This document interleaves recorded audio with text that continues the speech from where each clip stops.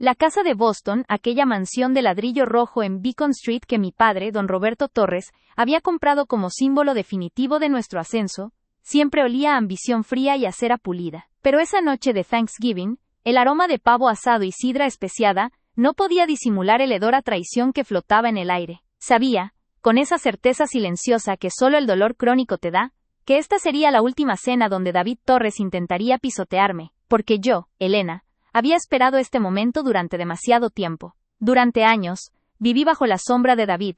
Él era el hijo brillante, el financiero audaz, el heredero natural de Hermanos Torres Holdings. Yo era, simplemente, la otra, la que tenía ideas bonitas pero poco prácticas. David siempre me humilló, desde que éramos niños. No lo hacía con gritos, lo hacía con ese tono condescendiente, esa sonrisa de lástima que reservaba para los incompetentes. Recuerdo una vez, hace apenas un año, cuando presenté una propuesta para modernizar la logística de la empresa. David se rió abiertamente delante de todo el comité directivo. Elena, dijo ajustándose el nudo de su corbata de seda, tu corazón es grande, pero tu cabeza está en otra parte. Mi padre, don Roberto, solo miró su reloj y asintió, validando el desprecio de mi hermano con su silencio cómplice. Ese desprecio invisible se había convertido en mi armadura y mi motor. Mientras David seguía cosechando la admiración ciega de don Roberto, yo me dediqué a observar, a coleccionar migajas de información, a trazar la geometría precisa de su arrogancia. Sabía que un hombre tan seguro de sí mismo cometería un error monumental, y yo estaría allí cuando sucediera. La mesa de caoba estaba vestida con lino inmaculado y plata de la familia. Éramos 20 personas, entre ejecutivos de alto rango, socios estratégicos y, por supuesto, la familia nuclear. Todos brindaban por el éxito y la prosperidad, pero yo solo veía tiburones con corbata. Y el más grande de todos, sonriendo desde la cabecera, era David. Don Roberto, sentado a su lado, parecía 10 años más joven, hinchado de orgullo por el futuro que David prometía para el imperio. El vino fluía libremente, y la tensión, aunque invisible para la mayoría, era palpable entre David y yo. Había una guerra sin declarar, en cada mirada que cruzábamos. Yo lo miraba con la calma de quien sostiene un arma cargada. Él me miraba con la indulgencia de quien está a punto de aplastar un insecto molesto. Llegó el momento del postre, la tarta de calabaza y el café fuerte. David se aclaró la garganta, golpeando suavemente su copa con un tenedor. Todos se callaron. Este era siempre el momento donde David anunciaba alguna adquisición espectacular, o algún nuevo hito financiero. Pero esta noche, el tono era diferente, más personal, más venenoso. Familia, comenzó David, su voz resonando con autoridad estudiada.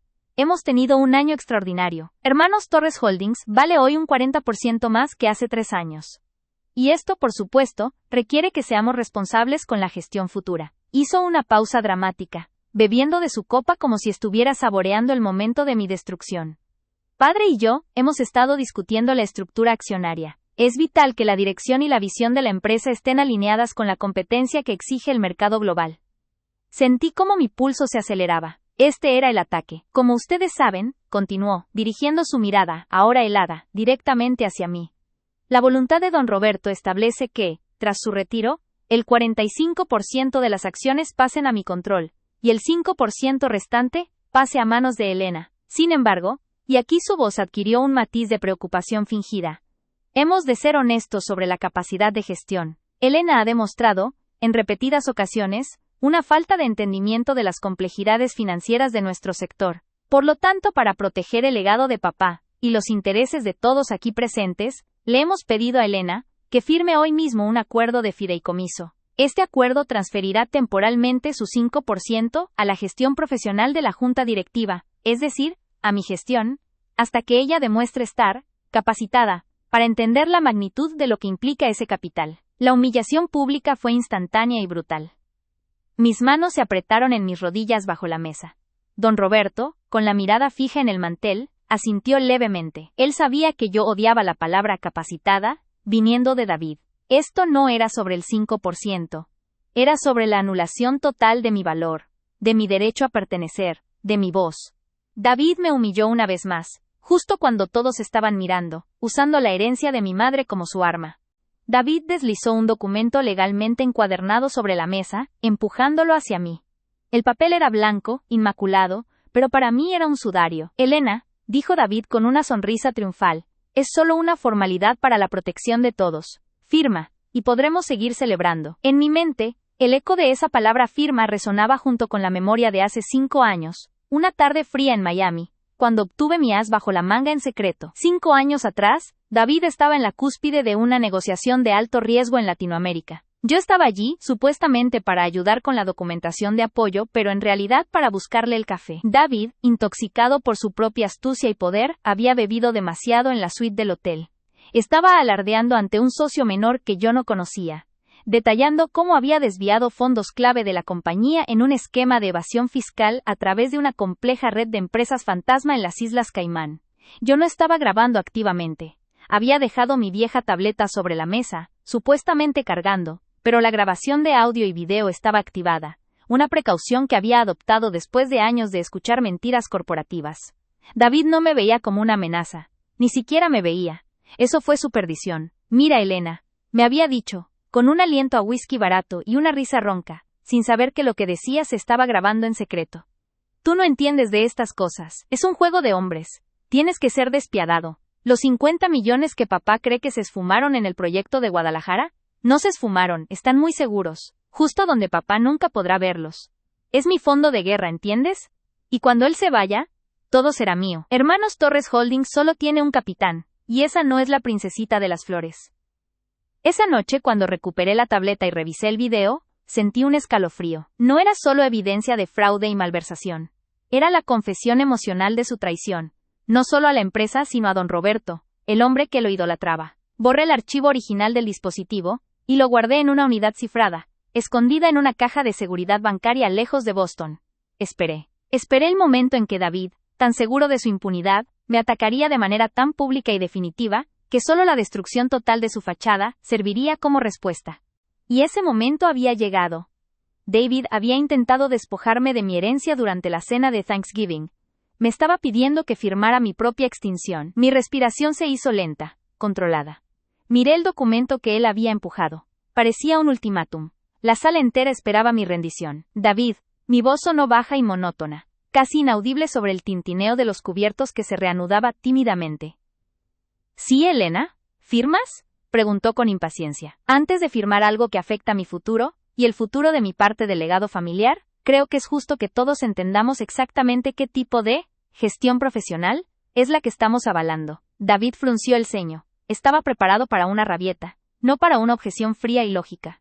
No empieces, Elena. No hay nada que entender. Son procedimientos estándar. No lo creo, repliqué.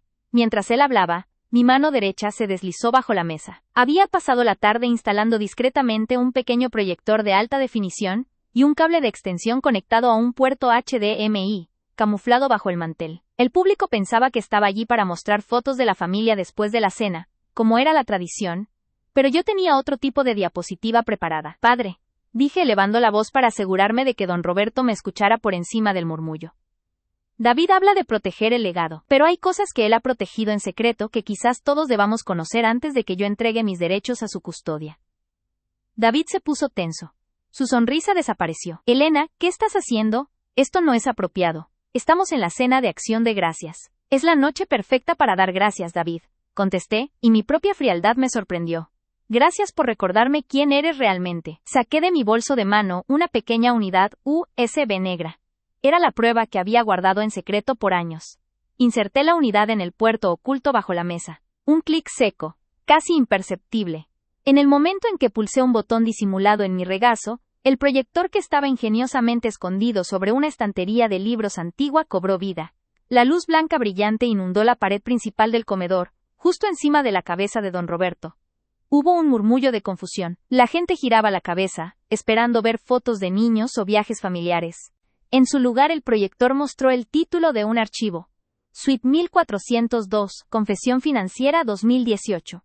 David se levantó de golpe, volcando su silla. Su rostro, generalmente bronceado y seguro, se había vuelto blanco como el lino de la mesa.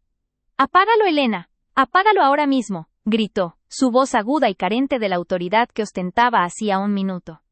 «Silencio, David», dijo don Roberto, confundido pero intrigado. «¿Qué es esto, Elena?». Lo miré fijamente a los ojos de mi padre, esos ojos que nunca habían querido ver mi sufrimiento ni la verdad de su hijo predilecto. «Esto, padre, es la verdad sobre por qué David cree que merezco que me despoje de mi herencia», dije. Esto es lo que él ha estado escondiendo de ti durante 5 años. Proyecté el video. La imagen apareció en la pared, la suite de hotel en Miami. El sonido, claro y amplificado, llenó la sala. Se podía ver a David, más joven, pero igual de arrogante, balanceándose ligeramente con la bebida, hablando con un hombre borroso al otro lado de la habitación. Vi, los 50 millones que papá cree que se esfumaron en el proyecto de Guadalajara. No se esfumaron, están muy seguros. Justo donde papá nunca podrá verlos. Es mi fondo de guerra, ¿entiendes? La voz de David, amplificada y grabada en secreto, era inconfundible. La sala quedó en silencio, un silencio pesado, denso, cargado de incredulidad y horror. Podías escuchar la respiración contenida de las 20 personas sentadas a la mesa. Nadie tocaba su tarta de calabaza. El imperio familiar, Hermanos Torres Holdings, pendía de ese hilo de voz grabada. Don Roberto, mi padre, se llevó las manos al pecho, como si hubiera recibido un impacto físico. Sus ojos, que antes estaban llenos de orgullo, ahora reflejaban una agonía mortal. El video continuó, con David detallando el esquema de las Caimán, hablando de las cuentas ocultas, usando un vocabulario financiero complejo que solo confirmaba la magnitud de su traición. Revelé la verdad no con mis palabras sino con las suyas. La evidencia era irrefutable. David se abalanzó hacia el proyector, intentando desconectarlo, pero yo fui más rápida. Me puse de pie y me interpuse entre él y el equipo. No lo toques, David, le advertí, mi voz firme por primera vez en mi vida ante él. Ya has intentado robarme demasiado esta noche. El show no ha terminado. El video terminó con su risa fanfarrona. Hermanos Torres Holdings solo tiene un capitán, y esa no es la princesita de las flores. La sala quedó en silencio absoluto. El eco de la palabra princesita se desvaneció. Los socios se miraban entre sí, con el pánico bailando en sus ojos. David, jadeando, retrocedió. La traición grabada y proyectada por él mismo. Don Roberto se levantó de su silla, tambaleándose. David, susurró mi padre. Un sonido roto, un lamento que parecía provenir del fondo de una tumba. ¿Es esto cierto? David no podía hablar. Había perdido su voz, su poder, su máscara. Estaba expuesto, bañado en la luz cruda de su propia mentira. Me miró, y en sus ojos vi el miedo animal. Él sabía que ese día todo cambió. La humillación que él me había infligido durante años acababa de ser devuelta, multiplicada por 1000, delante de todos. El imperio familiar se derrumbaba, no por un ataque externo, sino por la podredumbre interna que yo, la princesita, había revelado. Mi liberación había comenzado. David no podía hablar. Había perdido su voz, su poder, su máscara.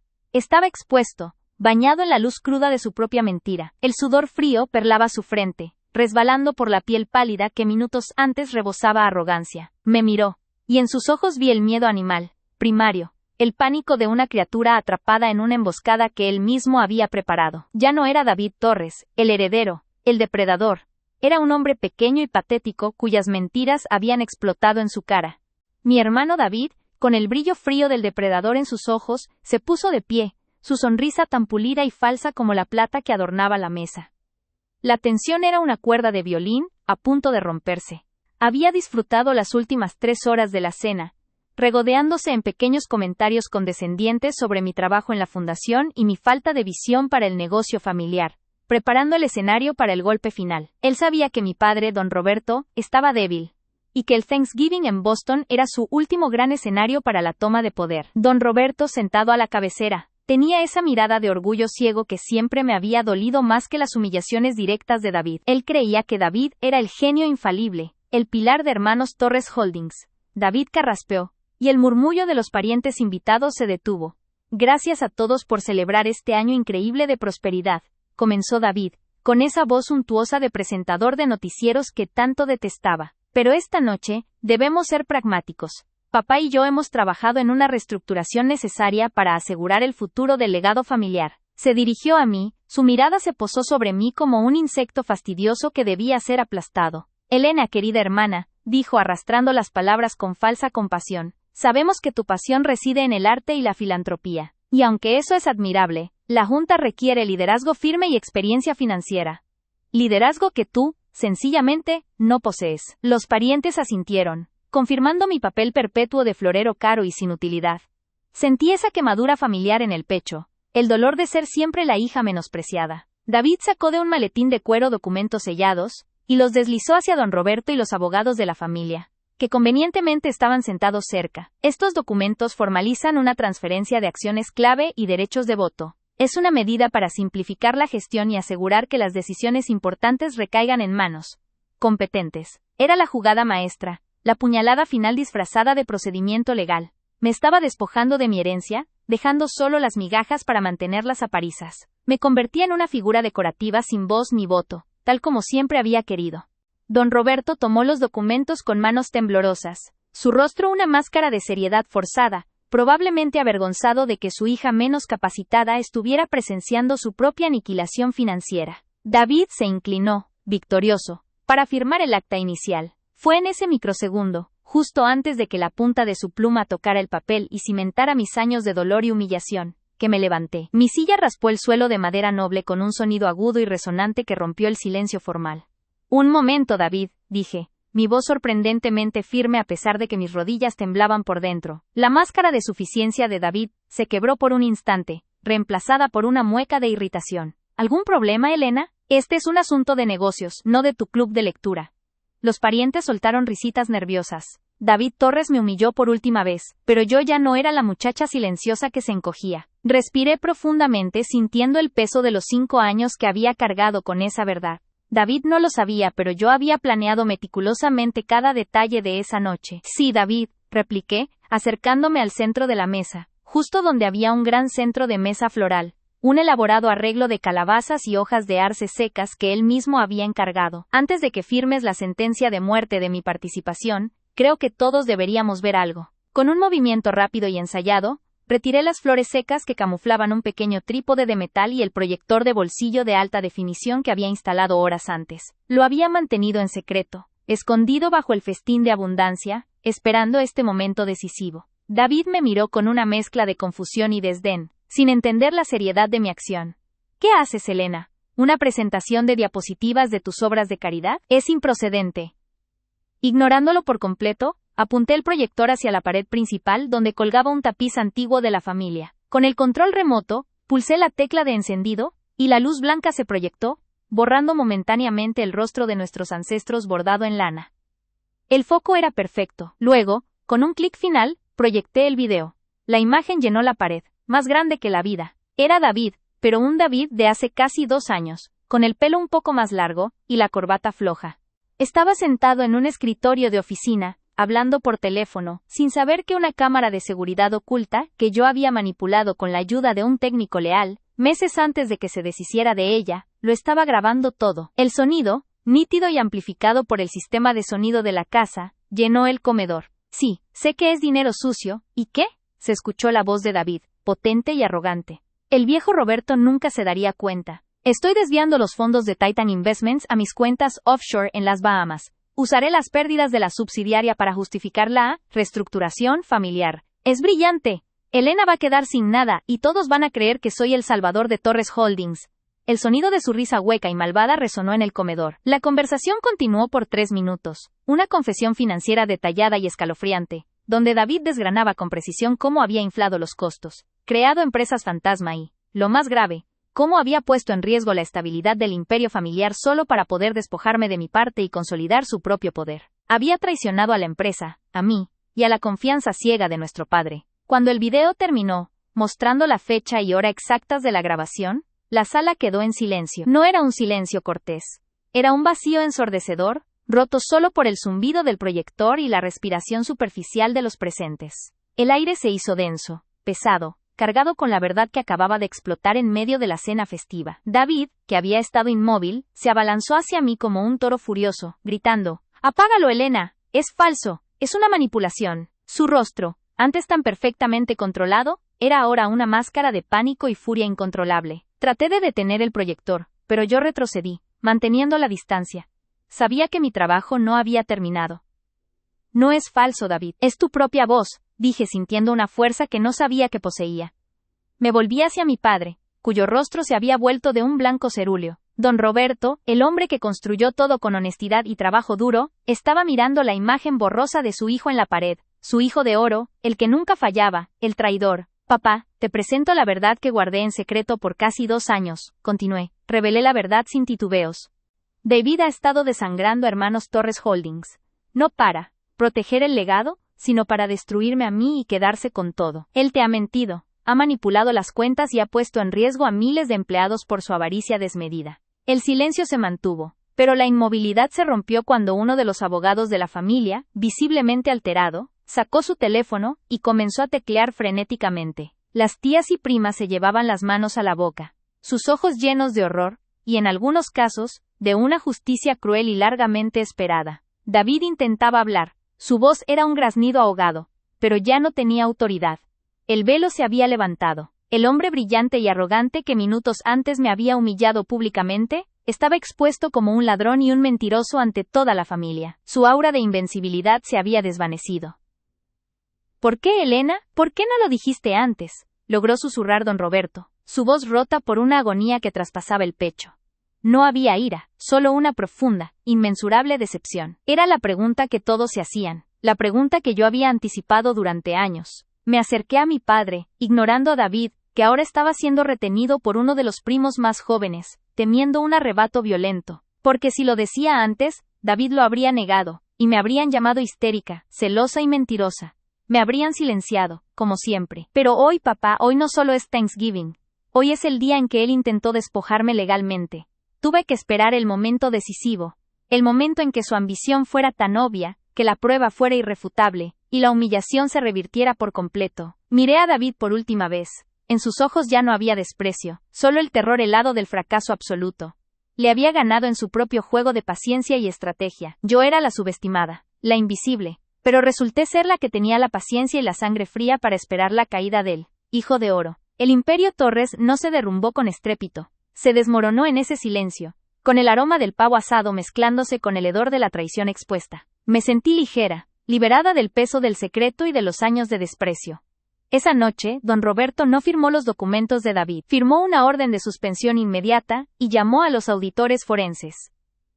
David fue expulsado de la casa familiar esa misma madrugada, sus maletas lanzadas a la nieve incipiente de Boston. Yo, Elena Torres, ya no era la hermana menor sin visión, sino la guardiana silenciosa que había salvado el legado familiar.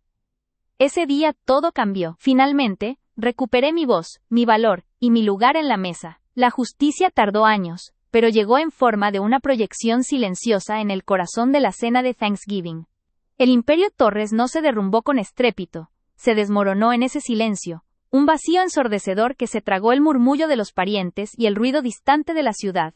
El aire, antes saturado del aroma reconfortante del pavo, la salvia, el dulce olor a vino cabernet, y la rica mantequilla derretida, ahora apestaba a metal viejo y a la vergüenza quemada, una fetidez moral que superaba cualquier especiado festivo. Mis fosas nasales capturaron el cambio. La opulencia de la fiesta había sido reemplazada por el hedor frío y áspero de la traición expuesta.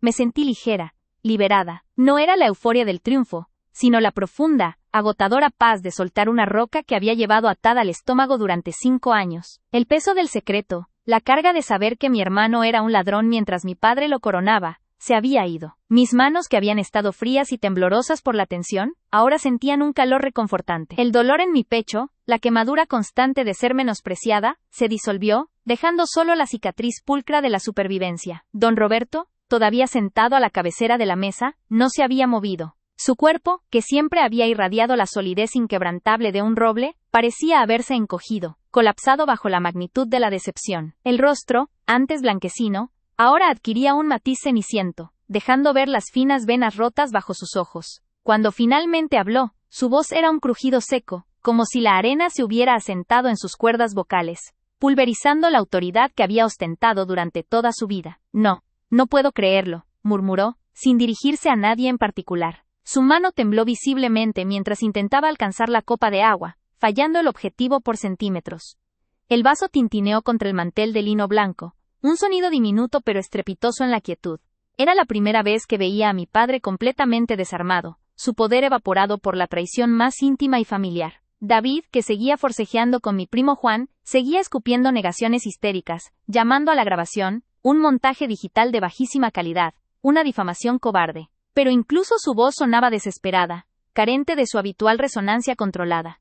La familia ya había juzgado. Los ojos de mi tía Clara, la más chismosa pero también la más leal al nombre Torres, estaban fijos en David, con una mezcla letal de repulsión y miedo por el futuro de sus dividendos. Nadie dudaba de la verdad de lo que habían visto. El David del video, Era demasiado familiar, demasiado arrogante en su maldad. Sabía que mi victoria no era dulce, sino amarga, teñida por el dolor de ver a mi padre roto. Pero la mentira, pensé con una frialdad sorprendente,